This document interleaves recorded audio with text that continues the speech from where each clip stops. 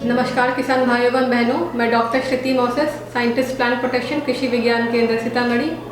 आज मैं आप लोगों को धान में झोंका रोग के बारे में बताऊंगी। झोंका रोग जिसको हम लोग बोलते हैं ब्लास्ट डिजीज़, इसको आप लोग कैसे आइडेंटिफाई करेंगे। तो ब्लास्ट डिजीज़ क्या होता है, आप अगर खेत में अगर ये रोग लगा है तो कैसे इसको आप लोग पहचानेंगे। तो पहचान इसका क्या होता है, अब आप देखेंगे कि अगर धान के आपके पत्तियों में आंख आकार का धब्बा बना हुआ है या फिर नाव आकार का धब्बा बना हुआ है और उसके बीच का रंग जो होता है हल्का भूरा रंग का, राख रंग का होता है, तो ये आइडेंटिफिकेशन वही होता है। नाव आकार का या आपको धब्बा दिखेगा तो ये झोंका रोग से होता है। और जब देखेंगे कि आप जो धान का जो पौधा है उसके गांठों पर भी मतलब कि ये धब्बा दिखेगा और वो धीरे धीरे धब्बा मतलब कि पूरा फैल जाता है और वो पूरा पौधा को सुखा देता है, तो ये हो गया झोंका रोग। और मतलब कि अब जैसे हवा का हल्का भी झोंका आता है तो उससे क्या होता है, पूरा पौधा गिर जाता है। अगर ज़्यादा मात्रा में आपको ये प्रकोप हो गया है डिजीज़ में तो ये हवा का झोंका से ये गिर जाता है, इसलिए इसको बोलते हैं झोंका रोग। तो इसका आपका आइडेंटिफिकेशन हो गया झोंका रोग का। तो इसका हम लोग मैनेजमेंट कैसे करेंगे।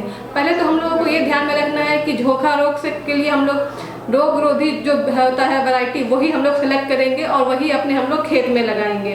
दूसरा, हम लोग पहले से हम लोग इसका बचाव कर सकते हैं, जैसे कि हम लोग जब हम लोग सीड ट्रीटमेंट कर सकते हैं, जैसे कि हम लोग बीज उपचार करते हैं। बीज उपचार हम लोग कैसे करेंगे, जिस कार्बेंडाजिम जो होता है उससे हम लोग बीज उपचार करेंगे। कार्बेंडाजिम का जो 50% SP उसको हम लोग लेंगे और उसको 2 ग्राम प्रति kg हम लोग बीज को उपचार करके उसके बाद हम लोग बुआई करते हैं। तो इससे बहुत हद तक हम लोग झोंका रोग होने से हम लोग बच सकते हैं आपके खेत में। तब तक ये झोंका रोग नहीं, हम बीज उपचार कर दिए हैं तो झोंका रोग लगने की संभावना कम हो जाती है। अगर लग गया है तो हम लोग उसके बाद भी हम लोग कार्बेंडाजिम 50% SP उसका हम लोग 1 ग्राम पर लीटर पानी में मिलाकर स्प्रे करते हैं, तो उससे भी बहुत हद तक हम लोग कंट्रोल कर सकते हैं झोंका रोग से।